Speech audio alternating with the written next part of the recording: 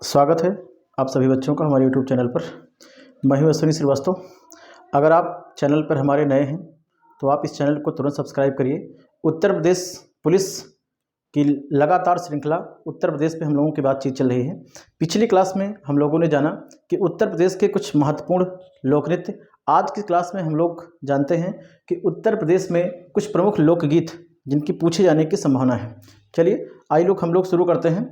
जितनी देर में इस पूरा वीडियो को आप देखिएगा, वीडियो थोड़ा लंबा हो सकता है, लेकिन जब तक ये वीडियो ख़त्म होगा तब तक पूर्ण ये प्रयास रहेगा कि लगभग 70 से 80% जो लोकगीत हैं वो आपके मस्तिष्क में तुरंत प्रवेश कर जाएं। चलिए शुरू करते हैं हम लोग सबसे पहले और लोकगीत की बात करते हैं। कुछ लोकगीत इसमें से बहुत महत्वपूर्ण हैं। जैसे सबसे पहले चलते हैं क्षेत्र में बुंदेलखंड। बुंदेलखंड के क्षेत्र में कौन कौन से लोकगीत हो सकते हैं, ठीक है। सबसे पहले बात करते हैं आल्हा की। आप जानते हैं आल्हा वैसे सामान्यतः पूरे उत्तर प्रदेश में है, लेकिन बुंदेलखंड का जो क्षेत्र है बड़ा फेमस है, ठीक है। इसमें कुछ प्रश्न आपको हिंदी में भी पूछा जाएगा कि आल्हा खंड, ठीक है, जगनिक ने लिखा हुआ है, तो इससे भी संबंधित प्रश्न वहाँ से आपसे पूछे जा सकते हैं, ठीक है। तो आल्हा जो है, आल्हा, पवारा, ईसुरी भाग और हरदौल, ये चार के चारे लोकगीत जो हैं वो बुंदेलखंड से हैं। याद कैसे करते हैं इसको समझिए। पिछली क्लास में भी हमने एक शब्द को पकड़ा था और आज भी पकड़ रहे हैं। इस शब्द को लीजिए और इसको रखिए बूंदे। बारिश की जो बूंदें होती हैं उन्हीं बूंदों से पानी और बूंदें, इनको जोड़िए और उससे कहानी हम लोग बनाते हैं और याद करने का प्रयास करते हैं, ठीक है। अब जैसे बूंदों पे हमने उस दिन बात की थी आपसे, ठीक है ना, कि ज़्यादा तेज बारिश हो रही है, तो बारिश जब हो रही है तो क्या है, आल्हा है ना, अल्लाह को याद कर रहे हैं, अल्लाह को याद कर रहे हैं कि जो बूंदें पड़ रही हैं, ठीक है। अगला क्या है, पवारा। पवारे से दो शब्द है, या तो आप ऐसा समझिए कि बूंदें पड़ रही हैं और आपने जो है अपना पाँव जो है बड़ा सा ऐसे निकाला बारिश में भीगने के लिए, बूंदें पड़ रही हैं। और या तो दूसरा आप ध्यान रखिए कि फव्वारा की बात कर रहे हैं, ठीक है, फव्वारा की बात कर रहे हैं। जो फव्वारे होते हैं उस फव्वारों से भी क्या निकलती हैं, बूंदें निकलती हैं, इस बात को भी ध्यान रखिएगा, ठीक। अब आप देखिए इसमें लिखा है ईसुरी फाग, है ना, ईसुरी का मतलब ईश्वरी, ईश्वरीय हम बात कर रहे हैं। जो बूंदें पड़ रही हैं वो क्या पड़ रही हैं, वो ईश्वरीय कृपा है हमारे ऊपर कि लगातार बूंदें पड़ रही हैं, ठीक। कह रहे हैं हर दौल, है ना, हर दौल को आप ऐसा समझिए कि हर घर में अगर दाल से जोड़ सकते हैं तो जोड़िए। हर घर में दाल बनती है तब भी उसके लिए बूंदे या पानी चाहिए, या तो ऐसा समझ लिए कि हर दौल, दौल को एक ढोल से ले लीजिए, ढोल से, कि हर घर में ढोल बज रही है ना, जब बूंदें पड़ रही हैं। तो हमने बूंदें, इतने बारिश हो रही थी, है ना, क्या किया, अल्लाह को हमने याद कर लिया, ईश्वर को हमने याद किया है, इधर ईश्वर को हमने याद कर लिया, इधर अल्लाह को याद कर लिया, बूंदे बारिश के लिए हैं, ठीक है। अगला हमने लिखा फव्वारा जो होती है, वहाँ भी बूंदे की बात कर रहे थे, ठीक है। आगे बात करते हैं रुहेलखंड की बात करें। रुहेलखंड में पहले शब्द को पकड़ते हैं, रूह लिखा है ना। अब आप देखिए इसके शब्द को पकड़िए, पहला शब्द लिखा हुआ क्या है, बेहतर, और दूसरे में क्या लिखा हुआ, वाणी। हकीकत ये है कि जब आप बेहतर वाणी का प्रयोग करते हैं, बेहतर आप बोलते हैं, तो रूह को क्या मिलता है, बिल्कुल चैन मिल जाता है। अच्छी अच्छी बात कर रहे हैं, अगर किसी के सामने अच्छी बात करेंगे तो रूह को चैन मिलेगा, खराब बात करेंगे तो आप सम्मानित होंगे, ठीक है। हार से सम्मानित नहीं होंगे, जूतों से सम्मानित होंगे उसमें पर, ठीक है। अगली बात कर रहे हैं पश्चिमी क्षेत्रों की बात कर रहे हैं। पश्चिमी क्षेत्र का यानी मेरठ साइड की हम बात कर रहे हैं, है ना, पश्चिमी साइड की हम बात कर रहे हैं। जैसे उत्तर प्रदेश के अगर हम इस एरिया को देखें, है ना, इस एरिया को हम कुछ इस तरीके से अगर देखने का हम प्रयास करें तो ये वाला जो आपका इधर वाला जो क्षेत्र है, हम इसकी बात कर रहे हैं। दरअसल पश्चिमी जो क्षेत्र है ये क्या है, हरित प्रदेश के नाम से भी लंबे समय से आंदोलन चल रहा है, को उसको अलग कर दीजिए, तो हरित प्रदेश की भी बात चल रही है। तो हरित प्रदेश में आप ये समझिए, हरित है यानी हरा भरा है, कोई चीज़ हरा भरा है जिसका मतलब क्या है, संपन्नता है वहाँ पर। अब संपन्नता अगर कोई चीज़ है तो आप यहाँ समझिए, संपन्नता है तो लोग क्या कर रहे हैं वहाँ पर, ढोल बजा रहे हैं। भाई जो संपन्न होगा वही ढोल बजाएगा, ठीक है। ढोल बजाते हुए लोग क्या कर रहे हैं, लोग गाना गा रहे हैं, राग गा रहे हैं, ठीक है। ढोल बजाते हुए उन्होंने क्या गाया, राग गाया है, ठीक। और गाते गाते क्या है, आप ये समझिए जब वो गा रहे हैं तो क्या आधा अधूरा गा रहे हैं, बिल्कुल नहीं, पूरा पूरा गा रहे हैं। या आप ये कह सकते हैं वो पूर्ण क्या है, जब वो यहाँ पे उन्होंने क्या बजाई, है ना, जब बजाई उन्होंने और उनके साथ में उन्होंने क्या गाया, राग गाया। अब राग गा रहे हैं तो क्या है, ऐसा लग रहा कि पूरे क्या हो गए हैं, भगत हो गए हैं, पूरे भगत हो चुके हैं। और इतने क्या है, जब गा रहे हैं तो सब क्या है, कह रहे हैं सब बाग बाग, यानी जो दिल है वो सबका बिल्कुल बाग बाग हो गया है। हरित प्रदेश की कहानी चल रही है। 2-3 बार आपको रिवीजन करना है, याद हो जाएगा। एक प्रश्न और यहाँ पे ध्यान रखिएगा, अक्सर पूछा जाता है पूरन भगत जो गीत होता है किसके द्वारा होता है? वो साधुओं के द्वारा गाया जाता है। ठीक है, तो कई ऑप्शन आपको रखेंगे, इसमें से पूछेंगे कि इनमें से कौन सा प्रश्न जो है ना, कौन सा विकल्प जो है ऐसा रखेंगे और पूछेंगे कि साधुओं के द्वारा कौन सा गाया जाता है, तब आप इसको थोड़ा सा ध्यान में रखिएगा।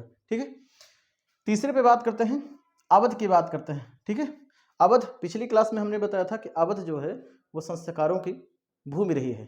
ठीक है, नजाकत और नफासत का शहर अवध को कहते हैं, लखनऊ हमको ध्यान में आ जाता है। अब यहाँ पर एक कहानी आपको थोड़ी सी पढ़नी है कि अवध के जो नवाब थे अंतिम, अवध के जो अंतिम नवाब थे वो थे वाजिद अली शाह। बस इन्हीं की कहानी है, थोड़ा सा याद कर लीजिए, क्योंकि अंतिम नवाब का मतलब है कि इन्होंने कुछ ऐसा काम किया होगा कि इसके बाद ये सत्ता हमेशा के लिए क्या हुई, खत्म हो गई। अब कहानी जरा समझते हैं। नवाब जो वाजिद अली शाह हैं, अवध के अंतिम नवाब हैं। 1856 में लाल डलहौजी ने अवध को मिला लिया था कुशासन का आरोप लगाते हुए। तो अवध के नवाब के यहाँ जन्म किसका हुआ? पुत्र का जन्म हुआ। कहानी समझते हैं। पुत्र का जन्म हुआ और पुत्र के जन्म पर इनको क्या था, इनको सोहर का गीत होना था, लेकिन इन्होंने सोहर नहीं कराया। यही कर्म था कि वो वापस चले गए। ठीक है ना, सोहर होना था, ये था, उन्होंने क्या करा दिया, सोहर होना था और सोहर के स्थान पे क्या करा दिया उन्होंने, कवाली करवा दी। ठीक, अब देखिएगा इसमें मस्ती से पढ़ते रहिए। सोहर होना था और क्या करवा दिया उन्होंने, कवाली करवा दी। अब पुत्र के जन्मोत्सव पे कवाली थोड़ी होती है, लेकिन ये बातें क्या है हर तरफ फैली और लोग कह रहे हैं कि नवाब साहब ने क्या कर दिया, नाक कटा लिया, पूरी तरीके से नाक कटा लिया। ये इनके संस्कार दिख रहे हैं, इनके संस्कार दिखे कि सोहर के बजाय कवाली करवा लिया इन्होंने, ये संस्कार की बात है। ठीक है, तो ये चार के चारों जो लोकगीत हैं भैया वो संबंधित कहाँ से होंगे, अवध के होंगे। ठीक, आसानी से याद कर सकते हैं। चलते हैं ब्रज की तरफ। ब्रज में पिछली बार भी हमने बताया था कि ब्रज जो है किसके है, भगवान कृष्ण से संबंधित है। कृष्ण गोपी राधा, बस यही से समझते हैं और ब्रज का पूरा क्षेत्र क्लियर हो जाएगा। ठीक है, झूले की बात कर रहे हैं, है ना, बस ध्यान रखना सावन के महीने में होता है। तो झूले पर श्री कृष्ण क्या है, झूला झूलते थे। ठीक है, ये भी है। आप दो कंडीशन है, आप होरी याद कर सकते हैं, होरी, होली कहते हैं ना, बरसाना की होरी, तो होरी से आप याद रख सकते हैं वहाँ के होली है। या आप ऐसा समझ सकते हैं भगवान श्री कृष्ण कभी हारे नहीं। आप बचपन से भी देखेंगे जो राक्षस आए, है ना, उनको छूते हुए गायब हो जाते थे, तो आप ऐसा कर सकते हैं। फाग क्या है, फागुन जिसे कहते हैं ना, फाग हमारे यहाँ, तो फागुन से आप याद रख सकते हैं फगुआ कहते हैं। ठीक है, फाग कह सकते हैं। अगला है लंगुरिया, लंगुरिया में एक शब्द पकड़िएगा, गुरिया लिखा है, यानी इसका मतलब है गोरियां, गोरियों का मतलब गोपियों की बात कर रहे हैं भैया, गोपियों की बात कर रहे हैं, जो गोरियां रही हैं गोपियां, ठीक है, उनके साथ भगवान श्री कृष्ण क्या है। ठीक है, फिर प्रश्न ये है कि रास रचा रहे हैं, तो रास लीला जो है वो क्षेत्र जो है कहाँ का है, ब्रज का है। इस कहानी से आप समझ सकते हैं। झूला, होरी बात के लिए हमने, फाग फागुन की बात कर सकते हैं, उसी समय पर होली भी होती है। लंगुरिया गोरिया की हमने बात करी, रशिया की बात कर रहे हैं। ठीक है, भगवान जो श्री कृष्ण रास रचाते हैं, इससे आप याद कर सकते हैं। ठीक है, इसके बाद क्या है, कुछ प्रश्न आपसे पूछे जाएंगे, जैसे भजन। अब साधु क्या करते हैं, आप इसकी कहानी जरा समझिए। साधु क्या है, भजन कौन गाता है, साधु गाते हैं। पूर्ण भगत, पूरे के पूरे भगत कौन हो सकते हैं, साधु। साधु संत किसी पचड़े में नहीं पड़ते हैं, उनको जो कहना है वो कह के चले जाएंगे, आपको अच्छा लगे चाहे बुरा लगे। ठीक है, अगली बात यह है कि साधुओं के अंदर जो गुण हैं, है ना, वो गुण जो है बहुत ज़्यादा होते हैं, जो साधु संत होते हैं, इसीलिए हम उनके पास जाते हैं।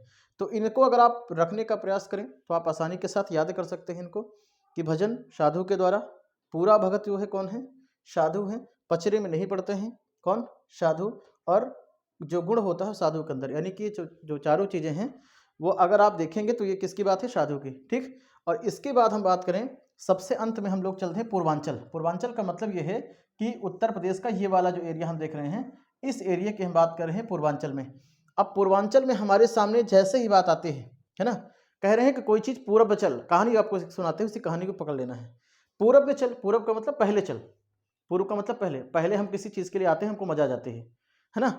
हालांकि कहानी है मजा की, आप मिर्ज़ापुर के क्षेत्र भी पकड़े रहेंगे तो आपको आसानी रहेगी कि पूर्वांचल में है, तो इसी मज़े की बात कर रहे हैं, इसी को आपको पकड़ना है। यानी पूरी की पूरी ऐसी चीज़ें, ऐसी लोकगीत जिसमें आपको केवल मज़ा आए, उसी मज़े की बात कर रहे हैं। अब देखिए ध्यान से, क्या है, पूर्वांचल तो लिखा है लेकिन साथ में मज़ा लिखा, उसको जोड़ते कैसे हैं। ठीक है, पहला क्या है, कजरी, कजरी का मतलब काजल, है ना। अब आप जरा देखते चलिए, अगर कोई व्यक्ति क्या है आंखों में काजल लगाया। अब आप उसे जोड़ते चलिए कि किसी ने आंखों में काजल लगाया और वो काजल आपके दिल में छेद कर गया। अब क्या है, मज़ा आया उसमें। बस आप इसी मज़े के साथ पढ़ते रहिए। ठीक, काजरी यानी कि काजल क्या लगा, मज़ा की बात कर रहे हैं। ठीक, फिर क्या है, उस काजल को आपने देखा और कैसे एकदम झूम गए उसी में। अब झूम गए तो फिर क्या है, आपको कह रहे हैं इसी में क्या है, मज़ा। अब झूला झूलते हैं तो इस झूले में क्या आएगा, मज़ा। मज़ा का मतलब मिर्ज़ापुर यानी पूर्वांचल चल रहा है। झूला झूले तो इस पर क्या आया, मज़ा। ठीक, बिरहा गा रहे हैं आप देखते हैं बिरहा गाने वाले जो लोग होते हैं, बिरहा गाने वाले जो लोग होते हैं बिल्कुल खो जाते हैं एकदम, है ना। ठीक है, या आपको ऐसा पकड़ना है, अगर आप बिरहा नहीं पकड़ सकते तो ऐसा समझिए बरही हो रही है। भाई किसी के यहाँ पुत्र है, उसके यहाँ बरही हो रही है, तो बरही में क्या आएगा, मज़ा। ठीक है, अब बरही की बात क्या है, क्या चीज़ें आई, सोहर। अब भाई पुत्र हो गया है तो पुत्र अगर हो तो क्या है, ये मजे की बात रही है ना, अच्छा लग रहा है लोगों को। तो यहाँ क्या है, सोहर। सोहर का मतलब बधाई गीत। कई बार ऐसा पूछा गया है कि इनमें से कौन सा बधाई गीत है, तो आप सोहर की बात कर सकते हैं। ठीक है, तो सोहर है यानी कि बधाई गीत है। इसी में कोई व्यक्ति निकल के आया, कोई व्यक्ति निकल के आया और उसने क्या किया, क्योंकि ये मौसम क्या है, होली का मौसम थोड़ी है, ये मौसम किसके है, ये चल रहा है सोहर, लड्डू का खाने का समय है।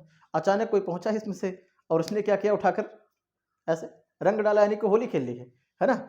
अब आप देखिए होली खेल ली है तो अब क्या चलना शुरू हो गया, गाड़ी चल रही वहां पर, है ना। भाई लड्डू का समय है, खाने पीने की बात चल रही थी और उसमें किसी ने क्या किया है। ठीक है, अब गाड़ी हो गई है। अब गाड़ी जब ज्यादा बढ़ रही है गाड़ी में तो मजे की बात चल रही है, सब मजे मजे में चल रहा है। अचानक किसी ने खास बात यह बता दी किसी को, दादाजी को, दादाजी को दादरा बोलते हैं। दादाजी आए, उनको भी इस बात के लिए मजा आ रही है ना। दादाजी आए और लोगों के ऊपर क्या टूट पड़े, कहर बनकर टूट पड़े, कहर बनकर टूट पड़े। और उन्होंने लोगों को ये बताया साथ में कि बच्चा एक काम करो, अब क्या है, चैती और चैता दोनों ध्यान रखिएगा। अब एक काम करो, अब चैत जाओ, सावधान हो जाओ, सही से रहो आप लोग, है ना। क्योंकि अब दादाजी क्या हैं, एक्टिव पूरी तरीके से हो गए हैं। ठीक, 1 मिनट में फिर से याद करते हैं जल्दी से। कजरी क्या आया, मजा आया। झूमे तो क्या आया, मजा आया। झूला झूला तो क्या आया, मजा आया, पूर्वांचल चल रहा है इसमें। बरही में क्या रहा, मजा।